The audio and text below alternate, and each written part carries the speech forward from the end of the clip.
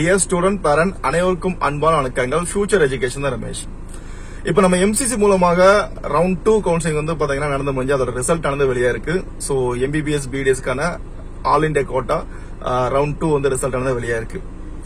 நிறைய மாணவர்கள் அவங்க எக்ஸ்பெக்ட் பண்ண காலேஜ் கிடைக்கவில்லை. மார்க் வந்து பாத்தீங்கன்னா ரேஞ்சஸ் வந்து ரொம்ப அதிகமா போயிருக்கு. நான் சொல்லிட்டு தான் இருந்தேன், இந்த வருஷம் மார்க் வந்து பாத்தீங்க அப்படின்னா ஹை ரேஞ்சில் போகும். சோ இதை வந்து நம்ம எக்ஸ்பெக்ட் பண்ண அளவுக்கு வந்து பாத்தீங்க அப்படின்னா வந்து இருக்காது, கண்டிப்பா போகணும். சில பேர் வந்து பேக்கேஜ் கம்மியாகும் அப்படின்னு இன்னும் எதிர்பார்த்து இருக்காங்க. சீட்டு கிடைச்சா போதும் அப்படிங்கிற சூழ்நிலை தான் இந்த வருஷம். சரிங்களா?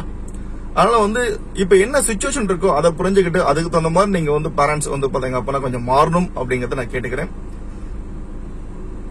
நிறைய மாணவர்களும் பெற்றோர்களும் எம்சிசில வந்து பாத்தீங்கன்னா எங்க மார்க் வந்து எந்த காலேஜுமே அலாட் ஆகல அப்படின்னு கேட்கும்போது வந்து அது ரொம்ப சங்கடமா இருக்கு. பட் அடுத்தது என்ன ஆப்ஷன் இருக்கு அப்படின்னு கண்டிப்பா பார்க்கலாம். நம்ம டிஎன் மெடிக்கல் ஸ்டேஷன்ல சில விஷயங்கள் வாய்ப்பு இருக்கு. சோ அதுக்கான நிறைய விஷயங்கள் வந்து பாத்தீங்கன்னா ப்ராசஸ் பண்றோம். உங்களுக்கு என்னோட வழிகாட்டுதல் அட்மின் சப்போர்ட் வேணும் அப்படின்னா கம்யூனிகேட் பண்ணுங்க.